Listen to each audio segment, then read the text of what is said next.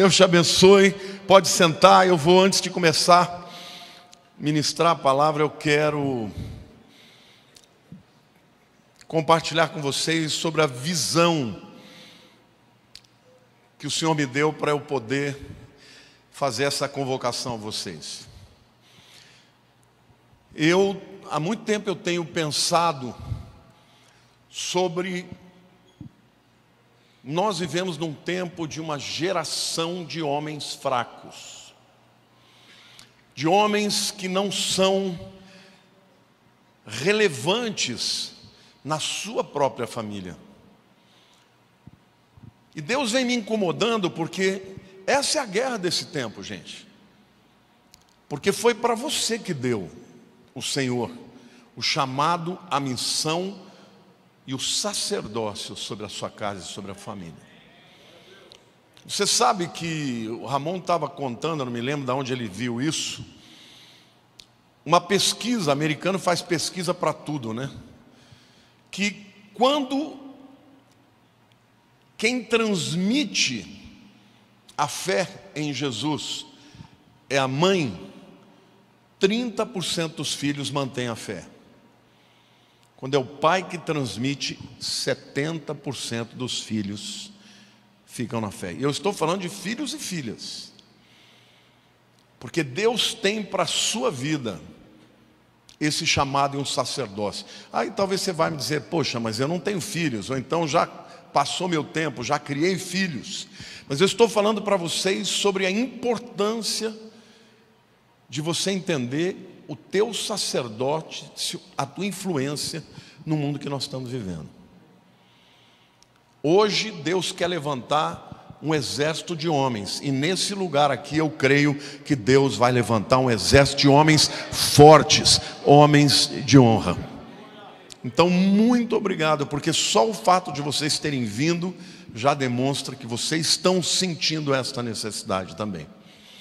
Outro dia, faz mais ou menos uns 10 dias, a pastora Denise, da igreja Bola de Neve, me mandou uma mensagem no Instagram dizendo: pastor, nós estamos vivendo num tempo de homens abusivos, de homens fracos. Deus tocou no meu coração para falar com você, que você é uma voz que Deus tem levantado nessa nação. Pastoreia estes homens, discipula estes homens. Então não será só para o nosso grupo presencial, será para toda a internet. Mas se você é de São Paulo e não é desta igreja, está convidadíssimo a vir participar toda primeira segunda-feira do mês. E eu creio que Deus vai fazer um rebuliço no meio desses homens aqui, em todos os sentidos. Quantos creem, dão glória a Deus aí em nome de Jesus? Aleluia. Pode aplaudir o Senhor.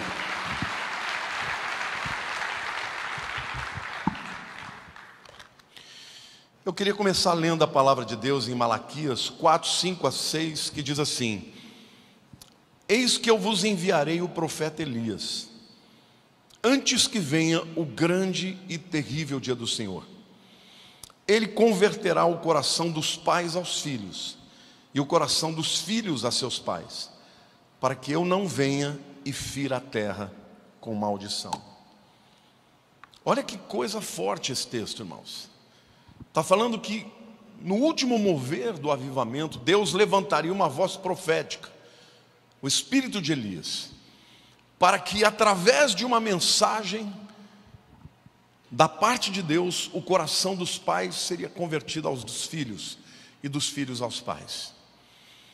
A pastora Denise me mandou esse texto, ela falou: Deus me disse que você é essa voz profética que Deus vai levantar para a cura dos homens, não só no Brasil, mas também em muitas nações do mundo.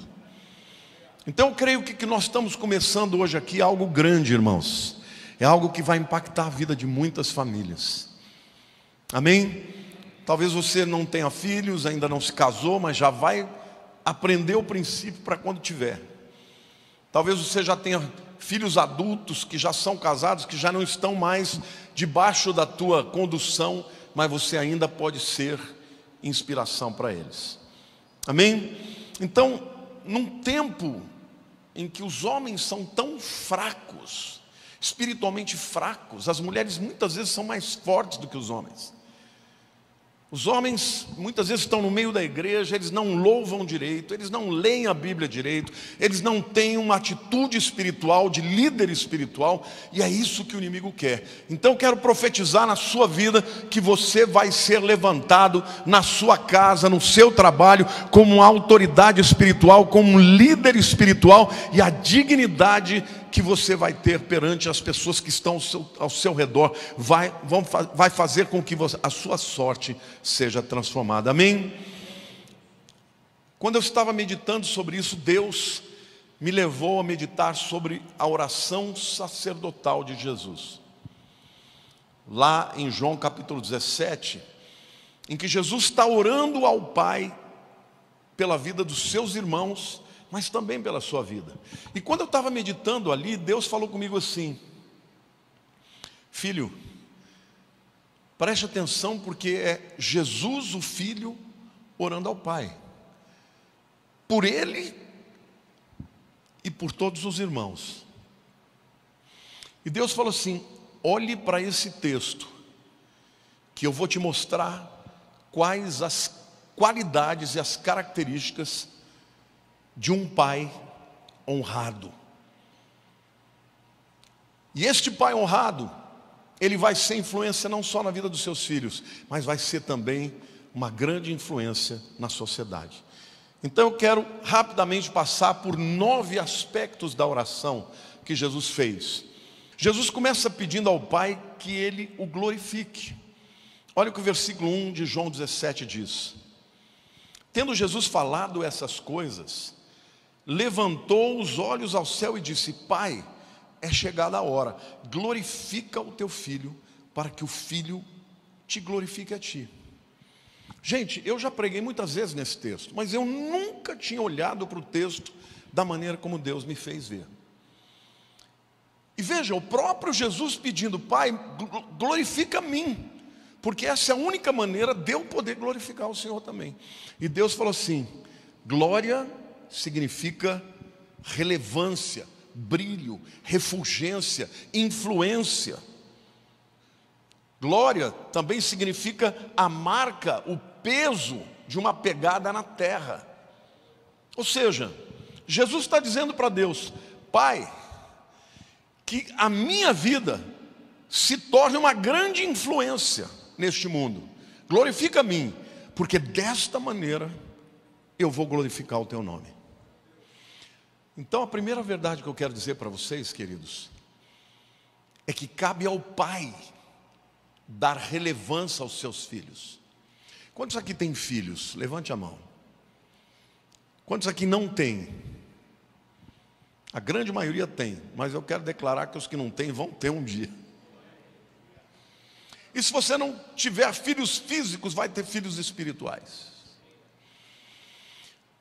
Você é a pessoa que Deus criou no mundo para transferir os valores, a visão de mundo, a relevância dos seus filhos. A relevância dos seus filhos depende de você. Aqui é o próprio Jesus, o Filho de Deus, dizendo: me torna relevante, glorifica a minha vida, faz com que eu brilhe, com que eu influencie, porque desta maneira eu vou trazer glória para o teu nome. Então pensa bem, querido, quando um filho, ele se torna alguém honrado, digno na sociedade, quando ele é promovido de alguma maneira, quando ele entra numa faculdade, quando ele, de alguma maneira, ele recebe relevância, o que acontece com o pai? O pai fica cheio. Fica ou não fica? É o meu filho. Quando o filho se torna relevante, o pai se torna relevante. Então a primeira verdade que vocês precisam entender, e hoje nós vamos orar para que isso aconteça na tua história. Se não está acontecendo, vai acontecer em nome de Jesus, porque nós estamos aqui para resistir àquilo que o diabo tem para fazer na vida dos homens. Em nome de Jesus. Declare assim: Deus, assim como o Senhor atribuiu glória para Jesus, relevância para Jesus, influência para Jesus, e por causa disso Ele te glorificou. Eu vou fazer isso na vida dos meus filhos.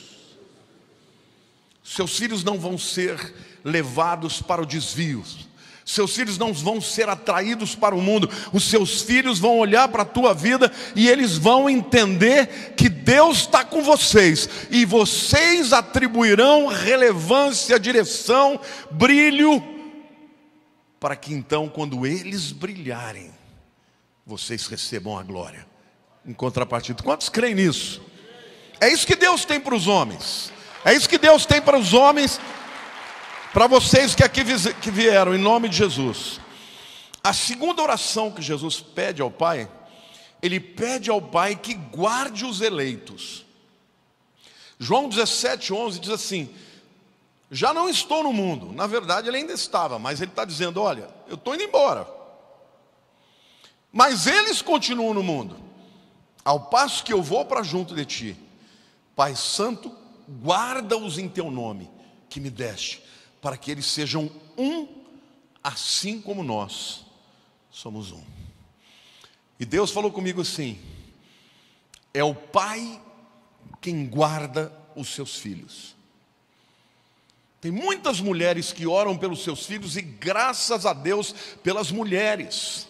Mas eu quero dizer que o principal intercessor pelos filhos deve ser o pai. É ele que tem a autoridade de Deus para orar e proteger os seus filhos, para que eles não sejam levados pelo diabo para os caminhos que não vêm de Deus. Amém ou não? Jesus agora, como irmão mais velho, ele está orando pelos outros irmãos. Guarda-os, Senhor. Eu vou ler de novo. Eu não estou no mundo, mas eles continuam no mundo, ao passo que eu vou para junto de ti. Pai Santo, guarda-os em teu nome que me deste, para que eles sejam um, assim como nós. Além do pai ter a responsabilidade de guardar os filhos daquilo que eles ouvem, daquilo que eles aprendem, daquilo que eles fazem, o pai tem que estar de olho, tem que ficar querendo saber o que ele está fazendo, com quem ele está andando, o que ele está vendo na internet. O pai guarda o filho, mas também é o pai quem provoca a unidade, para que eles sejam um, como nós somos um. E vejam que coisa tremenda.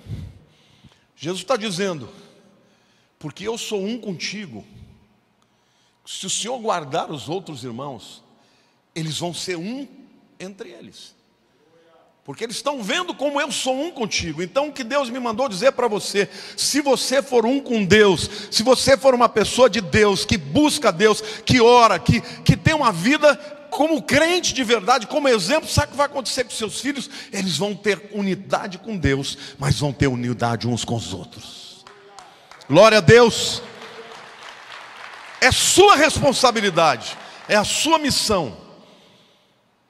A terceira oração que Jesus faz ao Pai, Ele pede ao Pai que os torne um. Como eu disse, a unidade da família depende do Pai. A unidade da sua família depende do Pai Celeste, mas depende de você. Em quarto lugar, a quarta oração, Ele pede ao Pai que os encha de alegria. João 17:13 diz assim: mas agora vou para junto de ti, e isto falo no mundo, para que eles tenham o meu gozo completo em si mesmos. E Deus falou muito comigo, gente. Nós vivemos numa geração de pessoas insatisfeitas. Nós vivemos numa geração, e a gente acredita que os nossos filhos só vão ser felizes se você encher os seus filhos de presente. E está provado exatamente o contrário. Quando tem demais, começa a não valorizar o que tem. E você vê um monte de filhinhos de papai que tem tudo e são insatisfeitos, porque não é isso que vai promover a felicidade na vida dos teus filhos. O que vai promover a felicidade na vida dos teus filhos é você entender que é Deus quem promove isso nas nossas vidas. E Jesus está orando ao Pai. Ele está dizendo: eu vou para junto de ti, e isto falo no mundo, para que eles tenham o meu gozo completo em si mesmos. Queridos, Quando alguém tem o gozo de Deus na sua vida, esta pessoa é completa. Aí você vai dizer assim, pastor, mas nós somos humanos. Jesus era o Filho de Deus, queridos. Ele estava neste mundo como um ser humano, igualzinho a todos nós. A única diferença é que ele não tinha pecado, mas ele se esvaziou de todos os seus atributos: onipresença, onipotência, onisciência. Ele se esvaziou. E no entanto, ele estava cheio do Espírito Santo, por isso ele tinha um gozo pleno. E ele está orando ao Pai: Pai, eu quero que eles sejam plenamente felizes como eu sou. Eu quero que eles tenham o meu gozo. Então eu vou dizer uma coisa para você: quando você vira o seu filho insatisfeito, não sabe para onde vai, não sabe qual o caminho, ore e interceda por ele, para que ele tenha o gozo do Espírito Santo. Não é o gozo das coisas, das conquistas, mas é da presença de Deus na sua vida. Amém ou não? Não é um bom carro, amém. Não é um bom carro ou uma conquista, qualquer coisa humana não dá felicidade para ninguém. Se você não tiver o gozo de Deus na sua vida, você vai ser um indivíduo incompleto. E hoje nós vivemos num tempo de pessoas insatisfeitas. Está cheio de marmanjo que cansa da mulher e quer trocar de mulher para ser feliz. Eu tenho direito de ser feliz. Só vai trocar de endereço. Quando passar aquele momento, a paixão, pronto, começou de novo a virar rotina. E se Deus não estiver enchendo a tua vida, você não vai ter gozo e não vai ter felicidade. Agora, os nossos filhos serão impactados pela nossa oração. Querido, você ora pelo teu filho todo dia? Quem faz isso todo dia? Levante a mão. Parabéns. Você é o guardião da vida deles. Você é o guardião da alma do seu filho. Você é o guardião para que ele não se desvie, para que ele não se torne mais um deste mundo que Satanás vem para roubar e tirar e levar para longe de Deus e produzir feridas na alma e tudo mais. Então, não existe outra maneira de alguém ser plenamente feliz se não for através do gozo de Deus. A quinta oração que Jesus faz, ele pede ao Pai para que proteja os seus irmãos. João 17,15 diz: não peço que os tires do mundo, e sim que os guardes do mal. Deus não quer que o seu filho saia do mundo.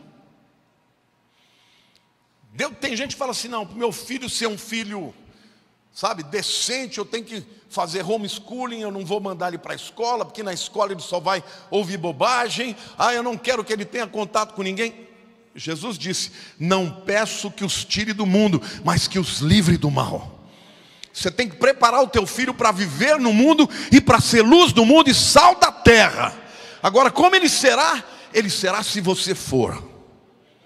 Se você é aquele tipo de crente que quando se mistura com os ímpios, é pior que os ímpios, então seu filho será exatamente assim. Porque está provado, irmãos.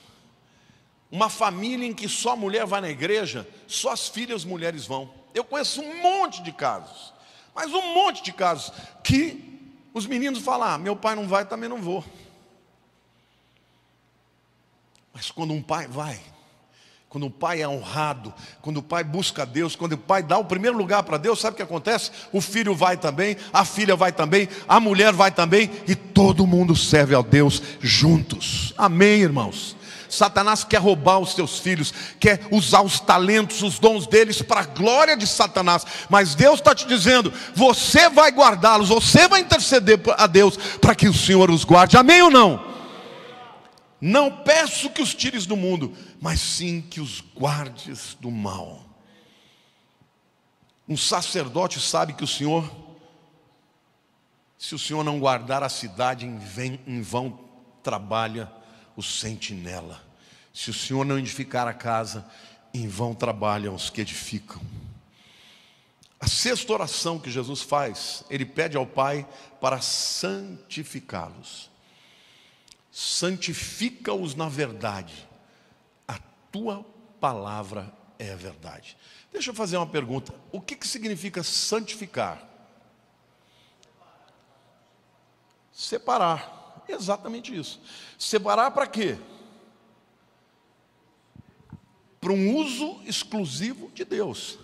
Então, santificar não significa que a pessoa vai ficar separada do mundo. Por exemplo, como é que você santifica um carro? Você comprou o teu carro, você pode santificar o carro ou não? Claro que pode. Por exemplo, usando o teu carro para ir à igreja, ou para ir para o trabalho, ou para fazer o bem para alguém, para dar uma carona para alguém. Se você usar o seu carro para a glória de Deus, esse carro é santificado. E quando Jesus está pedindo ao Pai para que santifique os seus filhos, Ele diz: santifica-os na verdade, separa-os para a verdade, a tua palavra é a verdade. Num tempo de engano como nós estamos vivendo, se Deus não estiver guardando a minha mente, a sua mente, não tem ninguém que permanece, gente. Esse é o tempo da apostasia, do afastamento, do esfriamento. É só Deus que nos guarda. Agora, você acha que Jesus fez alguma oração que Deus não cumpre? Deus fala: sim, eu vou guardá-los, eu vou santificá-los. Mas se nós fizermos uma aplicação para nós como pais, é você como pai que vai separar o seu filho na verdade que é a palavra. Agora eu quero que vocês me respondam: como é que um pai santifica o seu filho na verdade que é a palavra? Como é que ele faz? Deixa eu fazer uma pergunta: quem conta história para os seus filhos pequenos? É a sua mulher ou é você? Tem algum homem aqui que é ele que conta a história para os filhos? Glória a Deus. É a sua tarefa. O dever de ensinar a Bíblia não é daqui da igreja. A criança vem aqui uma vez por semana, mas passa a semana inteira, muitas vezes numa escola, explicando tudo errado, tudo contrário. Então Deus está dizendo para você: é você, pai, que vai santificar e separar os seus filhos na verdade que é a palavra. De que jeito? Ele tem que ver você lendo a Bíblia. Ele tem que ver você falando a Bíblia. Na minha casa a gente só falava de coisa de Deus o tempo inteiro. A minha filha sempre foi uma bênção, nunca teve problema de rebelião, de nada disso. Mas quando chegou na faculdade, eu senti uma potestade vindo sobre a mente dela. Começou com aqueles questionamentos, começou a virar comunista, e eu quebrava altos paus com ela. Eu falava: não vai virar comunista, não vai. Eu vou mostrar para ela o engano, vou mostrar a mentira, eu vou ler a palavra, eu vou dizer: você tem que escolher o que você quer. E hoje, glória a Deus, passou a fase do engano, está firme pregando a palavra de Deus. É o pai que faz isso. Amém, irmãos? Não é a mãe, não é o professor de escola dominical, não é o pastor, é o pai que vai separar o filho e santificá-lo na verdade, falando para ele sobre a Bíblia, orando a Bíblia, ensinando a Bíblia. Jesus está pedindo ao pai que faça isso aos seus filhos. E Deus disse: um pai que conhece a verdade tem que ser o sacerdote, tem que ser aquele que ensina os seus filhos. Hoje nós vivemos num tempo, irmãos, que a única função que sobrou para o pai é pagar as contas. E eu vou te dizer uma coisa: a coisa menos importante que você tem para fazer é pagar as contas. Porque se você dedicar a tua vida para ser marca na vida dos seus filhos, aquele que aponta a direção, aí sim Deus vai abençoar a tua vida, e você inclusive vai pagar as contas também. Mas quem tem que ser a influência, o líder espiritual da tua casa, é você. Quem pode dar um glória a Deus, dizer amém? Glória a Deus.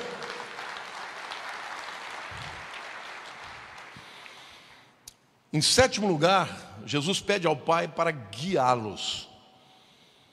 João 17, 23 diz: eu neles e tu em mim, a fim de que sejam aperfeiçoados na unidade, para que o mundo conheça que tu me enviaste e os amaste como também amaste a mim. Jesus está dizendo: olha, o Senhor me enviou, eu vim aqui porque o Senhor me mandou para cá. E o mundo vai saber.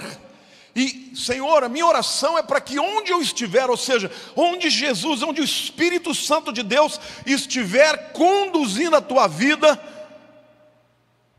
guiando a tua vida, os teus filhos vão ver e vão seguir o mesmo caminho. Quando Deus traz o mandamento do Shema Israel, ouve ao Israel de Deuteronômio 6, era o texto mais importante do judeu. Ele diz que o pai deve ensinar o seu filho, deitado, sentado à mesa, andando pelo caminho, deve ensinar o temor a Deus e a verdade de Deus. A condução dos seus filhos deve ser dada por você. Então, quando chega no domingo, você fala: acho que hoje eu não vou na igreja não, vou ficar assistindo novela. Não, novela não tem de manhã, né? Fórmula 1. Gente, você não tem desculpa. Nessa igreja aqui tem 3 cultos no domingo. Tem umas 9, tem umas 11 e tem umas 18. Você não tem desculpa. Se você não vier, o teu filho vai dizer: não é importante. Você tem que dizer: eu vou e você vai também. Ai, pai, eu estou cansado. Vamos. Ah, pai, eu tenho que estudar para a prova. Vamos. Não estudou até agora? Vamos para a palavra, vamos ouvir a palavra, vamos louvar a Deus. É assim que um pai guia o seu filho. E quando chegar o momento que ele estiver enfrentando as grandes lutas dele, ele vai se lembrar que a maior referência da vida dele, que é o seu pai, colocou Deus em primeiro lugar. Amém ou não? Você pode dar um glória a Deus e uma salva de palmas para o Senhor Jesus?